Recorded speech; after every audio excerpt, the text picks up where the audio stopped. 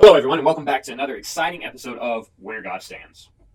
So, we have studied over the book of Joel, and we've studied over the book of Hosea. Today, we're diving into the book of Obadiah. Now, Obadiah is a very interesting book. It is the shortest book in our Old Testament. It is so small. It is just I won't say a few verses. It's 24 verses. And it's important that we realize just because how small it is doesn't mean it doesn't pack an important message. Now, in this series, we've been studying where God stands, and we've been looking at the prophets and what they say about God, and as they bring critiques against either the people of Israel or other nations. In this case, Obadiah is speaking to the country of Edom. And Edom, if you know your history, your Bible history, is descended from the same line as Israel. So if you go back in your Bible, all the way back to this really old book called Genesis, you'll know the story of Abraham and Sarah. And Abraham and Sarah had a son, and Isaac was this promised son. And from Isaac, he married his wife Rebekah, and they had two sons, Jacob and Esau. Now, we've often studied in the church the storyline of Jacob and how he got his name changed to Israel and all this, but we never studied the storyline of Esau. Esau we've always considered somewhat of a dummy. He trades his birthright for a bowl of soup. He's hairy and he's red, kind of, sort of.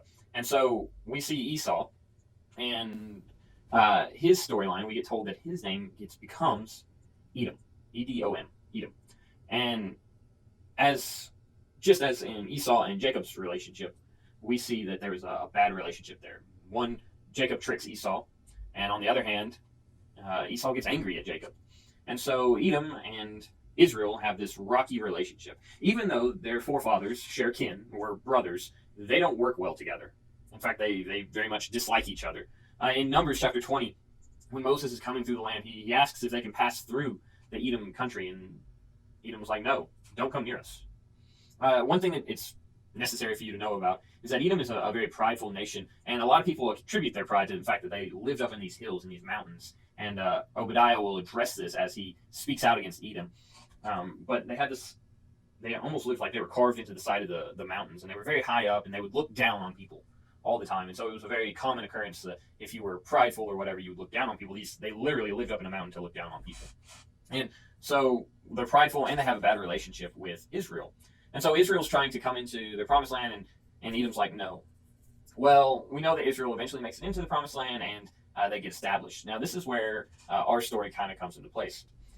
During the attack on Israel from Babylon, when they come into captivity, Edom comes down out of their mountain, and instead of helping their kinfolk, helping their relatives, they attack other cities besides Jerusalem, and they raid them and steal things. They raid from Israelite villages, and steal from them and carry their stuff back up in the mountain, even to some point capturing them and using them as slaves. And so we see that Edom is going against everything because they have this bad relationship. So what started off as a bad relationship between two brothers morphed into a bad relationship between two countries, to the point of one country coming in and attacking them, attacking Israel while they were already in the dirt. So I want you to think about it like this.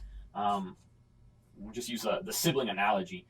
You just got expelled from school, and your brother or sister comes home, and they literally steal your whatever, insert here, clothes, games, phone.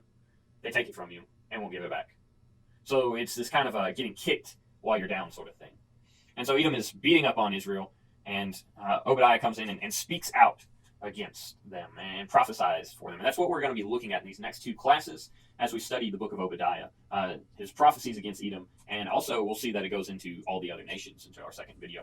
But I really want us to focus on two things with this video and address these two issues. One, how did Edom get to the point of hating Israel? Okay, there's a grudge there, and I want to talk about holding a grudge and how it has festered over so many years and developed into a hatred of each other.